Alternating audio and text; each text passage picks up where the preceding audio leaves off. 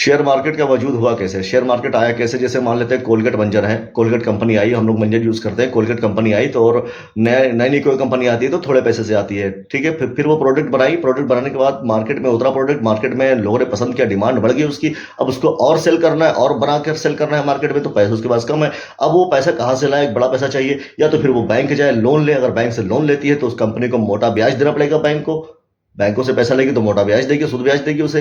तो उससे बचने के लिए क्या करती है कंपनी? मार्केट से ही बड़े बड़े इन्वेस्टर को ढूंढती है, और बड़े बड़े इन्वेस्टर को भी देती है कि हाँ ऑफर, आप हमारे कंपनी में, हमने शेयर इशू किया है, हमारे कंपनी का शेयर लीजिए, आपको इतना प्रॉफिट मिलेगा, ठीक है। शेयर का भाव बढ़ेगा, आपको भी प्रॉफिट होगा। तो बड़े बड़े इन्वेस्टर और आम लोग, आम जनता से भी जो है ये पैसा लेती है। इसी को कहते हैं शेयर मार्केट। फिर उसे ब्याज सूद नहीं देना पड़ता है, बल्कि अपने बिजनेस से ही प्रॉफिट होता है। बिजनेस से ही प्रॉफिट, जो पैसा लगाते हैं उसे प्रॉफिट पे प्रॉफिट मिलता रहता है, ये होता है। तो ऐसे कंपनी में पैसा लगाना जायज है भाई, सूद ब्याज से बचत है। किन कंपनियों के शेयर्स में पैसे लगाना नाजायज और हराम है? कौन सा सेक्टर नाजायज और हराम है मुसलमानों के लिए? इन कंपनियों के शेयर में मुसलमान पैसा नहीं लगाते हैं और ना लगाना चाहिए। पहला है बैंकिंग सेक्टर, दूसरा है फाइनेंस सेक्टर, तीसरा है लिकर अल्कोहलिक सेक्टर। जितने भी बैंक है, सबसे पहला जितने भी बैंक है, बैंकों का काम क्या होता है? सूद ब्याज से वो लोग पैसा कमाती हैं, लोन बांटकर, अच्छा खासा लोन देकर लोन उठाती हैं और फिर उससे पैसा लेती हैं। फाइनेंस कंपनियां क्या करती हैं? वो भी सूद ब्याज से लोन बांटकर सूद ब्याज से पैसा कमाती हैं। लेकर अल्कोहलिक वाले ये दारू शराब बनाती हैं, ये भी हराम है। तो ये सारी चीज़ हराम है। तो इन कंपनियों के शेयर में भी, इनके सेक्टर में, इन कंपनियों के शेयर में पैसा लगाना नाजायज हराम है। शेयर मार्केट में किन कंपनियों में पैसा लगाना जायज है? उन कंपनियों में जिन कंपनियों के प्रोडक्ट्स हम लोग यूज कर रहे हैं ना, जैसे हिंदुस्तान लीवर लिमिटेड ये कंपनी है, इसके पास 50 से ज्यादा प्रोडक्ट है जो हम लोग खाते पीते यूज करते हैं। बिस्कुट, तेल, मंजन, साबुन, शैम्पू, ब्रश, ऐसे बहुत सारी चीजें हैं हम लोग यूज करते हैं। अगर उन कंपनी के सामान को यूज कर सकते हैं तो उन कंपनियों के शेयर में भी पैसा लगा सकते हैं। जैसे मोबाइल है, सिम है, ऐसे कंपनियों के सामान को यूज करना जायज है, तो ऐसे कंपनियों के शेयर में पैसा लगा भी सकते हैं। हम कपड़े पहनते हैं, बहुत से ब्रांडेड कंपनियों के, उन कंपनियों के कपड़े यूज करना जायज है, तो उसके शेयर में भी पैसा इन्वेस्टमेंट करना जायज है।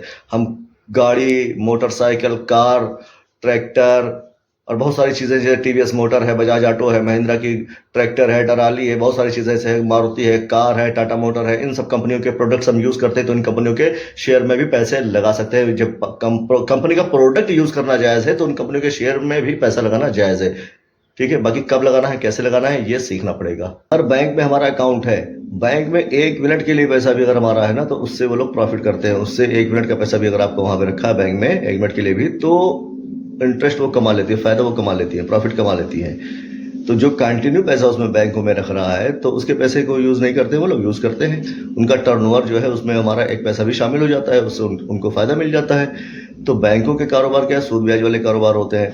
तो अब कुछ लोग कहेंगे भाई हम बैंकों में पैसा रखते हैं लेकिन बैंकों से प्रॉफिट नहीं लेते हैं, इंटरेस्ट वाला पैसा नहीं लेते हैं, हम सिर्फ अपना मूलधन रखते हैं, मूलधन ही उठा लेते हैं। इंटरेस्ट वाले पैसे को अगर ले भी लिया तो कहीं नाली बनवाने में, कहीं इधर उधर में खर्चा कर देते हैं, उसको किसी के यूज का नहीं होता, किसी मसरफ में नहीं लेते, उसको ऐसे कामों में लगा देते हैं। तो याद रखिए 1 मिनट के लिए भी बैंकों में अगर आपने पैसा रखा तो उस पैसे का भी वो टर्नओवर कर लेते हैं। तो गलत काम करना या आपके पैसे से अपने पैसे को गलत काम के लिए देना, आप भले ही उस इंटरेस्ट से पैसे उठाए, इंटरेस्ट से पैसे उठाया नहीं उठाया, या उस पैसे को उठाया, इंटरेस्ट वाले पैसे को नाली नोड़ा और तमाम चीज़, गंदे इधर उधर चीज़ में जो सामाजिक काम है उसमें लगा दिया आपने, ठीक है। लेकिन वो जो पैसा आपका रहा, उस पैसे से बैंक ने तो प्रॉफिट कर लिया, टर्नओवर उसने तो बना लिया।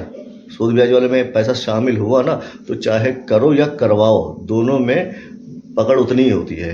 अगर आपने नहीं लिया प्रॉफिट लेकिन आपने दिया ना दूसरे को, अब दूसरा प्रॉफिट कर रहा है, उससे नाजायज प्रॉफिट कर रहा है, नाजायज कर रहा है काम, तो अगर फतवा सबसे पहले लगेगा तो बैंकों पे लगेगा, ठीक है। शेयर मार्केट के उन कंपनी पे फतवा नहीं लगेगा जो कंपनियों के प्रोडक्ट्स हम लोग यूज़ कर रहे हैं, साबुन, तेल, मंजन या सीमेंट और बहुत सारी ऐसी कंपनियां, लोहा लक्कड़, कपड़ा वगैरह सब कंपनियां, इन सब कंपनियों के शेयर में ट्रेडिंग करना, इसमें पैसा लगाना, ये सब जायज़ होता है।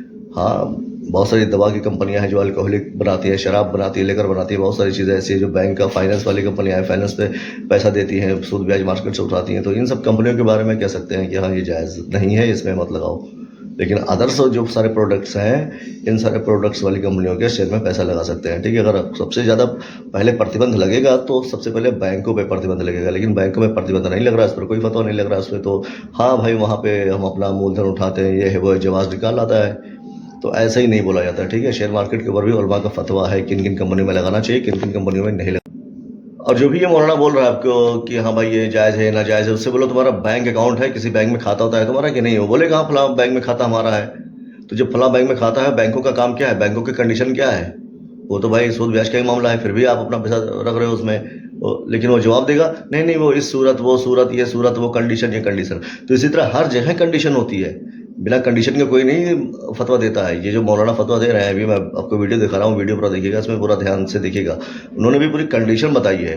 जिस तरह बैंकों में कंडीशन लगाकर आप पैसा रख रहे हैं, इसी तरह इसमें भी शेयर मार्केट का भी कंडीशन है, कौन कंडीशन में करना चाहिए, कौन से कंडीशन में नहीं करना चाहिए। पूरा वीडियो देखिए, ऐसे फतवा नहीं दिया था। जो पढ़े लिखे लोग होते हैं वो पूरा गहराई में उतरते हैं, उसके बाद तब डिसीजन लेते हैं, तब जजमेंट सुनाते हैं अपना।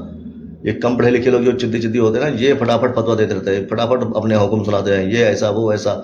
गहराई में उतरिए, इल्म पहले उसका उस केस के एनालिसिस कीजिए, उस केस के डीप में जाइए, देखिए उसमें क्या क्या है, क्या क्या गलत है, क्या क्या सही है, फिर आपको पता चल जाएगा। तो जो सही उतरा ही नहीं उसमें, उसके बारे में रिसर्च किया ही नहीं और फतवा देने शुरू कर दिया, पहले उसकी गहराई में उतरिए, समझिए क्या है क्या नहीं है, तब फतवा दीजिए। देखिए ये मुफ्ती हैं, मुफ्ती साहब, इनका सुनिए, बहुत मशहूर मुफ्ती हैं, इनकी बात सुनिए पहले ये क्या कह रहे हैं। शेयर मार्केट में पैसा लगाना कैसा है? शेयर मार्केट में भी ये देखा जाएगा कि आप कौन सी कंपनी के शेयर खरीद रहे हैं।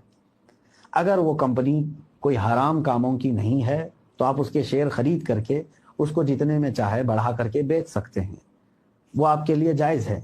लेकिन जहाँ तक हुक्म आपने पूछा तो हुक्म यही है, आप कंपनी देखें कौन सी कंपनी का शेयर ले रहे हैं, उसी हिसाब से आप इन्वेस्ट कर सकते हैं। उम्मीद करता हूँ अब आपके समझ में आ गया होगा कौन सा शेयर जायज़ है, कौन सा शेयर नाजायज़ है। अच्छा लगा हो तो शेयर ज़रूर कीजिएगा।